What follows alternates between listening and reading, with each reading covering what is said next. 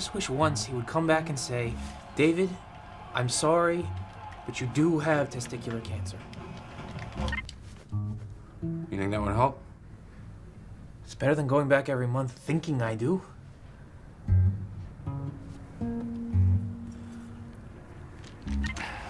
Two months later, I had my balls removed.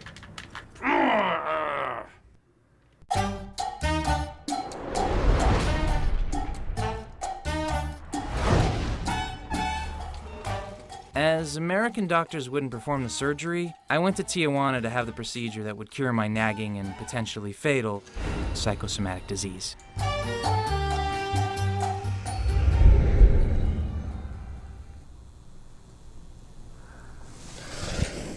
So what's gonna happen when you think you have brain cancer? Do you think I have brain cancer? Oh, man. Word of advice. When in a Tijuana hospital, do not eat the egg salad. Do you think I have brain cancer? You think they'd serve tacos or enchiladas or something? Weird. I think this procedure is going to change my life. Uh-huh. Yeah, no more worrying. That's great. Hey, listen, can I see the, aftermath? No. Please? No. Yeah. No. Just a peek. Hey. Just Hey, one little... no. Sorry.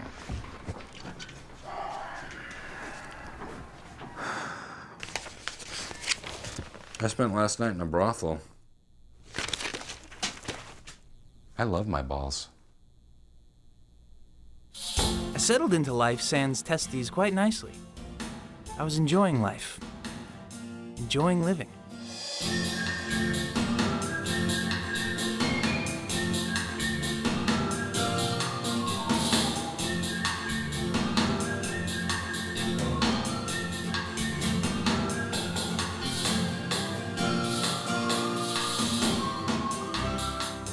When the worry of cancer entered my brain, I couldn't help but laugh it off. This must be how clams feel. Happy. As a clam.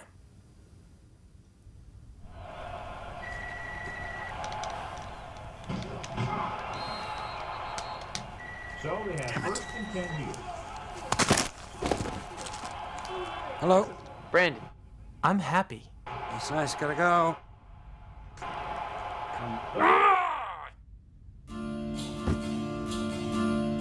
My love life was in full bloom as well. I'd started dating a girl with alopecia, the condition that causes total baldness.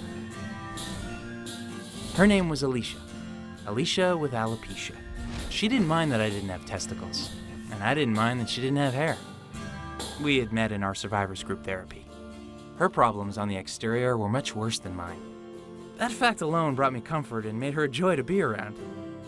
I wouldn't tell her that specifically, though. Things were going well.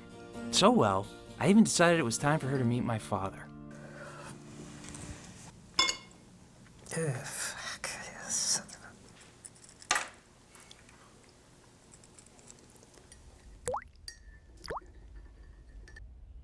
I have to tell you, Mr. Osterman, you've raised a wonderful son. What can you possibly see in it? 4 minutes, 18 seconds. A new record had been set for the longest time Dad could go without ruining an evening. I'm sorry? He wants to know what you like about me. Not what? Why? Why could you like him? He's no man. Not what, why. How could you like him? He's nobody. Not nobody. No man. No man. Mr. Osterman, a man with no testicles is still a man. A man worthy of giving and receiving love. What? Who has no testicles, huh? I hadn't told Dad about my surgery. Seeing as he was a Holocaust survivor, he really has no tolerance for, well, alternative medicine. Or in this case, counterfactual emotional problems in general. I haven't told him about it yet, darling. He didn't know you had cancer? Okay, so I told Alicia that I really had cancer. A white lie, but the topic isn't used lightly around my dad. My mom, of all things, died of cancer 14 years earlier. David, you do not have the cancer, huh? Yes? Oh boy. David. David?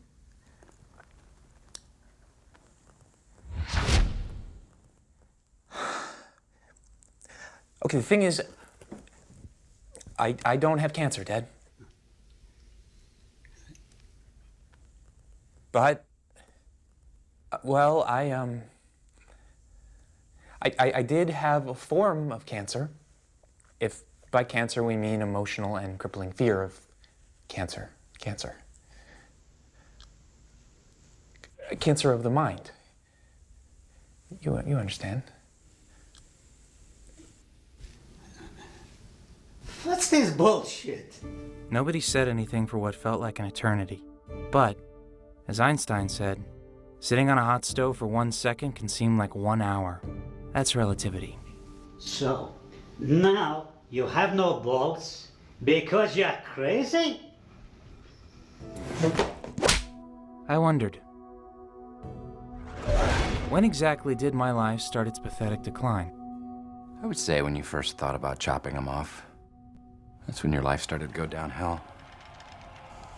Was he reading my mind? Were you reading my mind? Yes.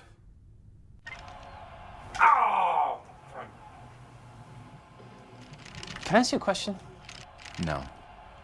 Do you really think it's healthy for a 38-year-old man to be playing video games all weekend? I said no, you cannot ask me a question. You could be a little bit more compassionate.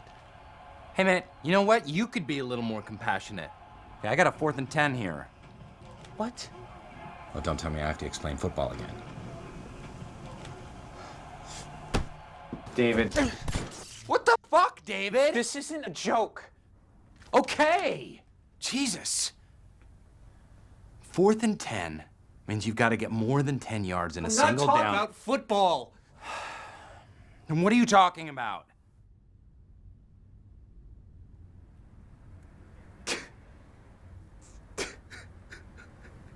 God, David. What the hell made you think that your life wasn't yours to lose? Hey, come on. Come here. Sit down. It's time for a little lesson, okay? From your best friend. From your only friend. It is true. You see before you a 38-year-old man who plays video games all weekend. That's just the tip of the iceberg, David. I have survived 2 failed marriages. A liver transplant. Thanks, booze. I can't hold down a normal job. I'm addicted to porn. Not just porn. I mean, I'm talking like clowns and trombones and fists and donkeys and fucked up shit, man. I smoke so much I cough up black. I've got a bald spot the shape of Africa. I've got a daughter who, when I get to visit her, all she does is spend the entire time hysterically crying. All right? I have a tiny penis that has humiliated me from the day I was born. I called my sister a cunt 6 years ago. She hasn't spoken to me since. When my parents were in the hospital, I didn't visit them because it made me too depressed. That made me depressed. I mean, man, look at my apartment. The tiny shithole apartment, just strewn with potato chips. Wow. Yeah. Damn right, wow. And you know who I blame? Do you know who I think got in the way? Do you know who I blame? Was he asking me, or was that a hypothetical? Are you asking me, or... Jesus!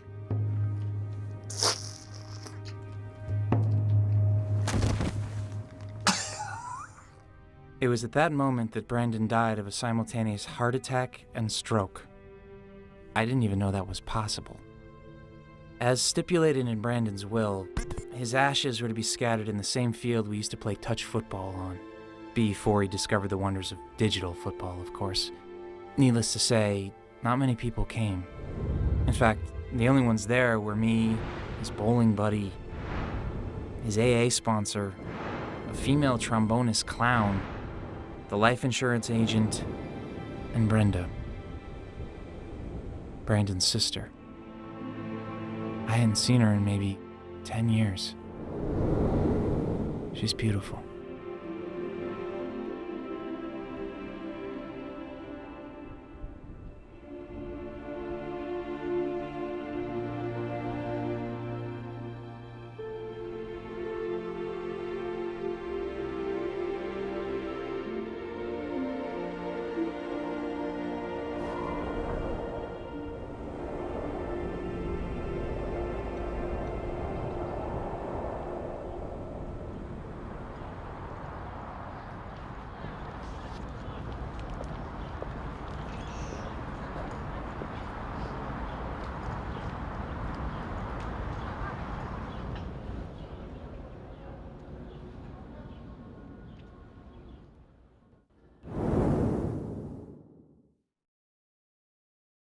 David? Brenda. I'm sorry. We looked at each other for what was probably 5 seconds. It felt like another decade. Relativity.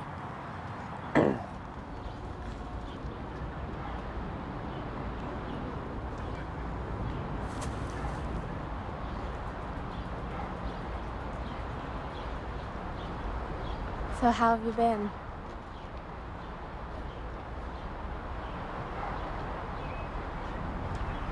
I had an operation. You were sick? Not exactly. What kind of an operation? I had myself castrated. I'm sorry? I had myself castrated. And it wasn't an effort at population control or anything like that. I think it was an attempt to avoid anything that would ever hurt me. If that makes any sense. I'm pretty sure it was an entirely selfish and wholly illogical attempt at happiness.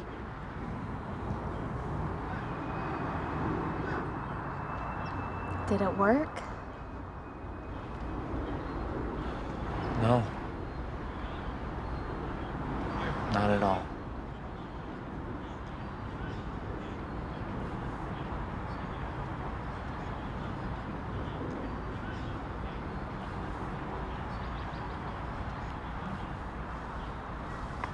Well, David, I have to get going.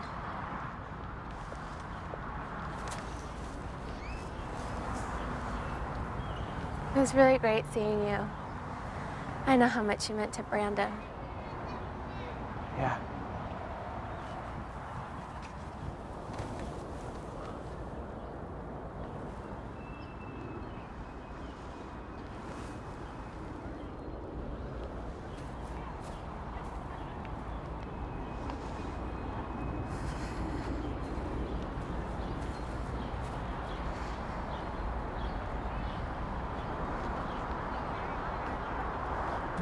David?